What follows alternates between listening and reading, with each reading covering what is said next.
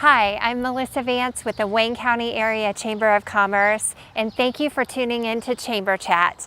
Today we are on location at Bell's Strawberry Farm in Hagerstown, and we'll be talking all about this year's farm tour, and then we're headed over to the south side of Richmond to Forest Park Health Campus and speaking with Angie Lee about the great things happening there. Thank you for tuning in.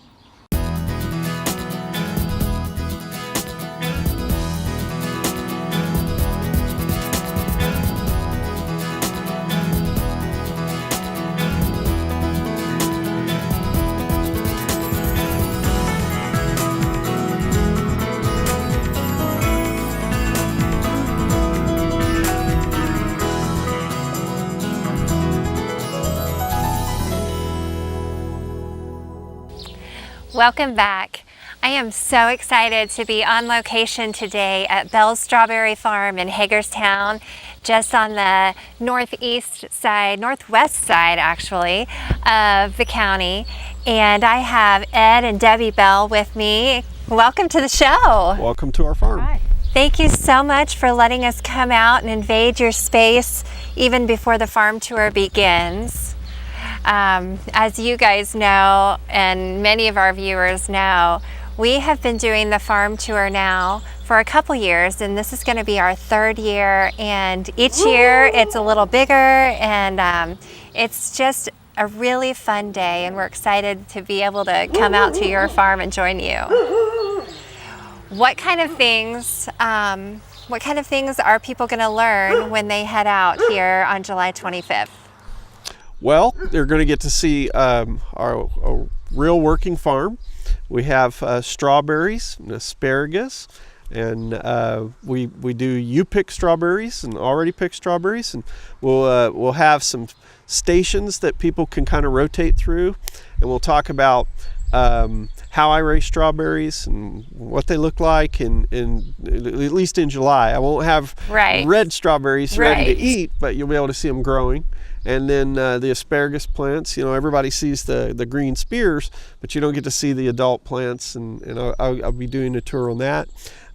Debbie will be doing a station on how we work with the community and turn the leaves of the town of Hagerstown into mulch and turn that into strawberries. It's kind of a green effort and helps the community. And then we'll also be having a group from Purdue University come in, and some friends of mine, and we'll be sharing about how farmers with disabilities can use technology to still continue to farm after injuries and when they face disability. I'm really excited about all of those things, but I think one of the things that's going to be incredibly maybe new, or people would be hearing for the first time, is exactly that, the AgriBility organization that works with the farmers, and they're going to have some equipment to show on how they work with farmers and help them keep doing all the great things they love doing, and making a living for their families. And I just think that's going to be a really interesting piece and something that most people haven't heard of before. Yep, absolutely. Like hand controls on my tractor right here. Yes, and you have several pieces of equipment, and they're going to be showing your equipment in large part, right? Exactly. I have my bigger tractor has a lift, and this little tractor has a lift, and people will get a hands-on and might even let somebody demonstrate it for them. Now tell us a little bit about how long you've been out here. Tell us about your history, your family, and the farm, how you ended up doing strawberries. Sure. My family moved to the farm in 1969. I was 7 years old. I've lived here ever since. So, kind of our family joke is if you stay home long enough, your parents will leave. But I started farming right out of school, and I've raised lots of different crops, grain and livestock and so on. But my heart's always been to do slow local food, where I take, rather than sell wholesale, that I go straight to the consumer from farm to table. And I started that after high school with green beans and then sweet corn. And then Debbie and I were married in '83. We started raising strawberries in '85. And the reason for strawberries was no one was doing it. So I figured I could have a shot of success with no competition. Well, that's really great. I don't blame you. And you know, one of the things that the chamber works on is buy local, and agribusiness committee kind of buys into that same thought process too, of highlighting farms and really educating people about agribusiness here in our community, but then taking that a step further and helping people locally source their food, which is exactly what happens here with you all and your strawberries. And Sure. You said, you know, the first part of the summer when you all are open and selling your strawberries, you have thousands of people out here on your farm in Hagerstown every weekend. Yeah, on any given day, and after like Memorial Day through the first part of June, we could have 1,000 people on a good day here. On the weekends, when we have our festival, it could be 2,000 or 3,000 people. That's amazing. And people travel here from all over the place. Folks like to make a road trip. We have families as far as like Chicago and Cincinnati that come to our farm. That's amazing. Yeah, we're working on our 3rd generation of customers, which I don't know about you, but it makes me feel old. Well, it should make you feel proud, because obviously you're doing something right. Sure. For people to want to keep coming back, and their kids and their grandkids come in along with them. So that's awesome. And Debbie, you have a different side of the business. Ed does the farming, and you do... I do the sales. I'm in charge of the baked goods and fry pies, homemade angel food cakes, homemade freezer jam that we have available. We have that available all year long. Which we may get a taste of at the farm tour. We're actually going to have some for them to try. And then I work with the workers that pick for us, and also the customers, you know, throughout the year. I help with that. So that's a big chore. It is. It's neat that you two have a really great partnership, and each of you has, you're a team. You have your own thing that you're responsible for, but it's really neat to see kind of the great synergy that the two of you have. And you can see that just by being with you for the short time that I've known you, but it's neat to see that synergy. And just when you come out here to the farm, they do make you feel extremely welcome. You feel like you're going home, and that's something that's just really cool. I think the public likes to be able to talk to the farmer that's producing it and the people that own it. A lot of times they're surprised when we're the ones that are helping them. Right. You know, it's not like going someplace that's not local. Right. You don't get that. When you buy local, you get that. You get to work with the people that raise that. We like to say it's not really farm fresh unless you buy it at the farm. There you go. Because it doesn't have to pass hands. It just, especially when you pick it yourself, Especially when you pick it yourself, yeah. So. Well, Debbie, tell us a little bit about the meal that people are going to receive when they come out that day. Well, Willie and Red's right here in Hagerstown is going to cater for us, and they're going to have chicken and some sides and some salads and maybe some surprises in there too. We're not sure exactly what the whole menu is going to be, but it's going to be great food right here in Hagerstown. So come on out and enjoy the day with us. We're also extremely excited to have the FFA group from Hagerstown High School joining us this year. Last year we had the FFA group from Lincoln High School, and they were a big hit. They were out talking to everybody, and they were a huge help to us as we were setting up and getting everything ready, and then the tear down, because there's a lot of manual work that goes into getting it all set up and ready to go. And so we're excited to have them here with us again, and really being able to work with Hagerstown completely this year. So we'll be doing a raffle and some fun things to help them raise a little bit of money while they're helping us. And then one last thing we wanted to say before we close today is that you all make strawberry freezer jam. I love it. This will be available if people want to purchase it while they're here. This will also be on the table for you to have during your dinner, and it's named after our daughter, Nellie Bell. And since it's not in season time for strawberries, this is a way that people can really taste the strawberries and get a little sneak peek if they've never had Bell strawberries. Get a little sneak peek through the jam. So we're excited to incorporate that a little bit too. Now this event has sold out the last 2 years, and so we really encourage people starting July 1st to get online and buy their tickets early. It includes a dinner from Willie and Red's, which is amazing.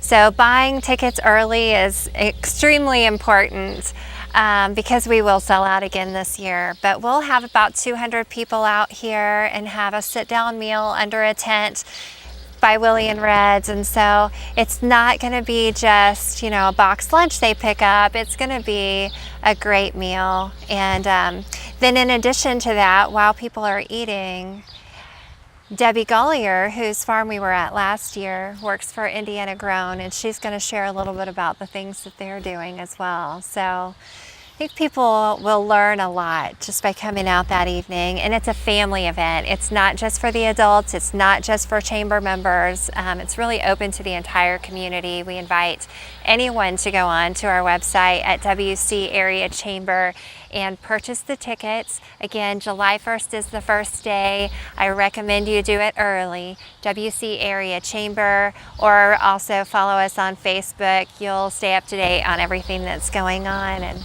thank you too for letting us come out and invade your space and be on location today. It's our pleasure. We look forward to having everyone. It'll be a lot of fun. It's fun to give the viewers a sneak peek of what they're going to see when they come. Very good.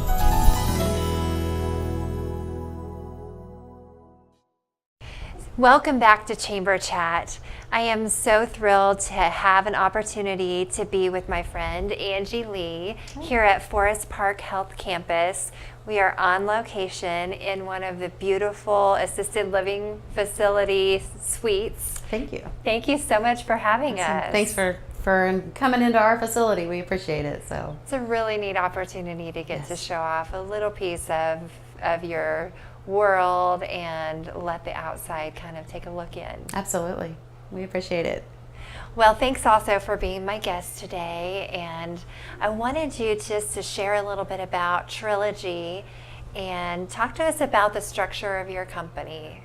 Absolutely. Well, as you know, we not only have Forest Park in Richmond, but we also have the Springs of Richmond. Actually just opened up. It's been open a year now, so that's pretty exciting for us. I think both facilities offer a lot of the same services at both facilities. Not only do we do long-term care at both facilities, we at Forest Park have assisted living, but great news, the Springs is actually getting assisted living, so that's we are in the process of kind of starting to take reservations for people who are interested in possibly moving in assisted living.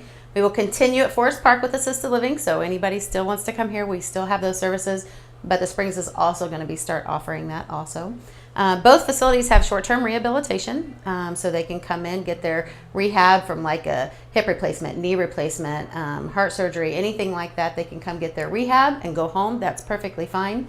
But we also have respite stays, going on vacation and need someplace to keep your loved ones safe and make sure that somebody is there to care for them while you're gone and away. We can do that at both facilities also. That's a really neat service. Yeah, absolutely. So many families are in need of that, especially since they're at home taking care of their loved ones. Right. So, but other than that, we still have the same, I think, pretty much at both facilities. So long-term placement also, so either one.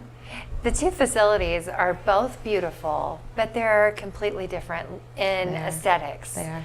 Same great care, completely different aesthetically. Absolutely.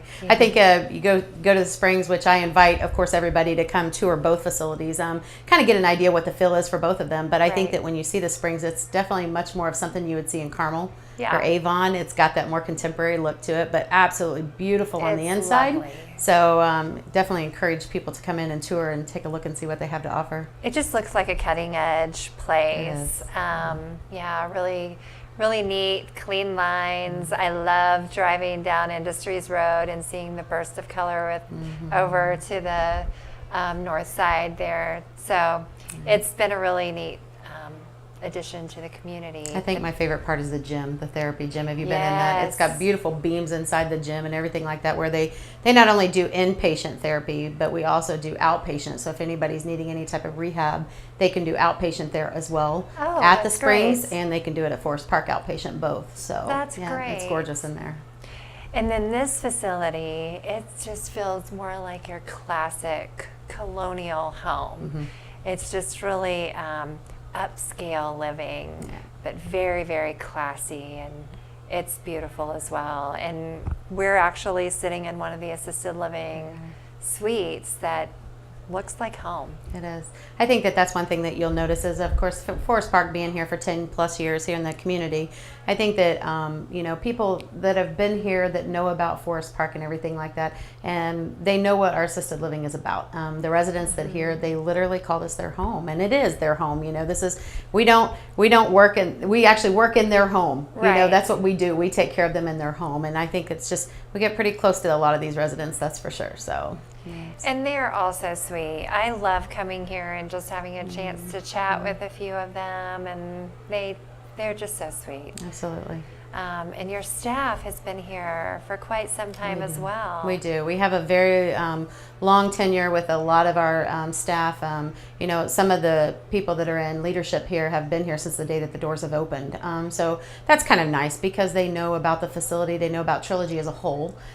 So they're very familiar with our culture. They understand that, you know, our number one goal is to take care of people. That's what we're here to do, is take care of people and make sure that they are well taken care of. So. And the residents like to build relationships with their caregivers too, and so that low turnover rate means a lot to them. Absolutely. And I think that they get just like family, and that's exactly what it is. I mean, because you know that we've had some residents that have been here since the day we've opened too, so they're just like family.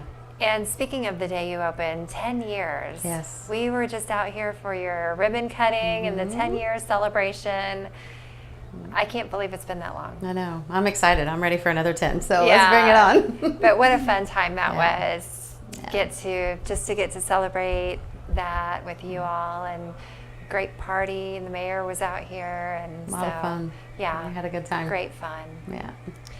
You do events with your residents on a regular basis, always have something new going on to keep them busy and having a good time. Tell us a little bit about that. Well, Trilogy is very good about giving back to the community. You know, that's something that they spend a lot of time doing. That's something that they like to do that in the community. We do two different fundraisers a year. One is called Independence from Hunger, and that runs from about January until July. And then we do another fundraiser called Hope for the Holidays. And basically what that is Independence from Hunger. We're right in the middle of it right now. All the money and proceeds that raised, we pick a charity out in Richmond that we give 100% of the proceeds to. Help feed seniors in the community, and so that's something that we like to do. Our goal this year is 8,000 pounds here at Forest Park, so we encourage anybody that has canned goods sitting around in the cabinet, if they want to bring them in, we've got grocery carts set up at both doors. They can actually bring those in, and that goes towards our pound count and everything. So, and then Hope for the Holidays will start after July 4th, and what will happen is that they will actually, all the money raised for that, we'll pick another charity. We did Senior Opportunity Services was our last charity. We raised about $3,000 and quite a large amount of food during that drive too. But it's just all about giving back to the community. Great. So I think it's something that we enjoy doing. And who's the charity that you chose this time for the Canned Good Drive? Absolutely. We're doing Rock Solid Ministries. So it's one thing that we, you know, they do such a great service here in the community. Really and I do. think it's a definite charity that appreciates our donations and definitely is in need of that. That's for sure. That's fantastic. Yeah. Well, what else have we not talked about that you want to make sure that our viewers know? Well, we've got a event coming up. A few events that I'm pretty partial to. One is our car shows in September. Love our car show, September 21st, and we have about 75 to 100 cars that come out. Pretty large turnout, so it's a pretty exciting time for us. Starts at 4 o'clock and it'll last until 7. Cars start coming in at 4 and we register them. But also another thing we got coming up in the near future is our porch and bake sale, which is going to be the 7th of July. It'll run from 8 to 3 o'clock. We will have basically a yard sale type thing out underneath our carport area in the front entrance, to where we're going to be selling everything. Household goods, we'll have bake sale stuff, we'll have clothes, Everything that you can think of, like in a garage sale, yard sale, everybody's donating, and we're going to have a big, huge yard sale that day, and all the proceeds go towards our independence from hunger. Great. Yeah. And those events, I mean, obviously the porch sale is open to everybody, but the car show is also open to everybody, It is, right? absolutely. And I encourage anybody that has a car that wants to register into it, without a doubt. And the good thing is we include so much of the residents in that too. They get to have their pick. They go out and they judge just like all the judges do. They actually participate at the tables, helping to collect money, to sell items that we may have for sale, to collect raffle tickets, do our 50-50. Everything that we do, the residents are right there in the middle of it all. That's great. So. And you don't have to be a resident to come check them out, and you don't have to have a family member here. Absolutely Just not. come on out, support the event, and support the charities that you so generously give to, and say hello to the residents. Yep, absolutely. Everybody's welcome. Love to have everybody come out. So. Well, there are many opportunities in Richmond and many chamber members who provide similar services, but I just want to say how much I appreciate the work that you all do and the involvement that you have in the community, and then the care, most of all, the care that you give your residents. It's so important to our community. We need to know that our loved ones are cared for the way you all do. Absolutely. Well, thank you. We appreciate that very much. Thank you for being with us. Thank you.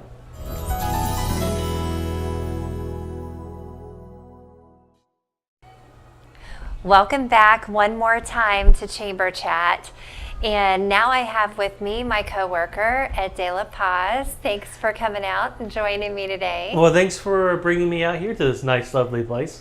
It's nice to get out of the office and do something different than we normally get to do. So this is a fun place to be. It sure is. Well, I wanted to talk specifically about Wayne County weekends, and there has been already a big buzz around town regarding Wayne County weekends. Tell us a little bit about what it is. And well, the Wayne County Weekends is a revival of the Buy Local Committee. We wanted to really put a focus back on spending money here in Wayne County, and part of that is reviving the Buy Local Committee. And throughout the past year, as the committee started coming together and started growing, this whole idea of taking each area in Wayne County and making it their own designated weekend. So the first weekend is downtown Richmond and the Depot District, focused on just the center of Richmond. Second weekend you go into Hagerstown. Cambridge City. I'm sorry. Yeah. Second weekend you go into Cambridge City. Third weekend you go to Hagerstown. Fourth weekend is Centerville. And then also I got an announcement, because there is a fifth weekend in August, and we have that 1 week at the end of August where it's going to be the end of the Wayne County weekends for the summer. What's going to happen is that we're going to have a Wayne County Weekends Bash in Fountain City. On a Thursday night. On a Thursday night, yes. So it's the 5th Thursday of August, and we're all going to head up to Fountain City, specifically to Levi and Catherine Coffin House, and they're going to have all kinds of activities for us to go up there and do. So people should definitely mark that on their calendar. Oh, definitely. It's going to be awesome. You know, it's been really fun to work with the Buy Local Committee, and Sam Purcell from Ply Fiber Arts is leading that group, but there are many people that are involved, and representatives from each one of those areas you just talked about, going back to their own communities, planning what they want to do when they host Wayne County weekends, and really making it their own. Right. Yeah, because I mean, what the Chamber does is we help promote it, and we help encourage merchants to participate, because when we all work together, we all succeed together. So that's this whole plan, is uniting Wayne County for the betterment of Wayne County. It's really neat to go into these places and hear them referring people the next weekend to the next community. I mean, I was in Centerville this past weekend, and they had theirs, music in the park and a flea market and all kinds of things going on, and it was just so great to see people out and enjoying their time. Oh, definitely. Well, thanks for being with us. And if more people want information on Wayne County Weekends, as always, you can visit our website at wcareachamber.org or go online to our Facebook page and follow the Wayne County Weekends Facebook group. Thanks for being with us today, and we look forward to seeing you next time.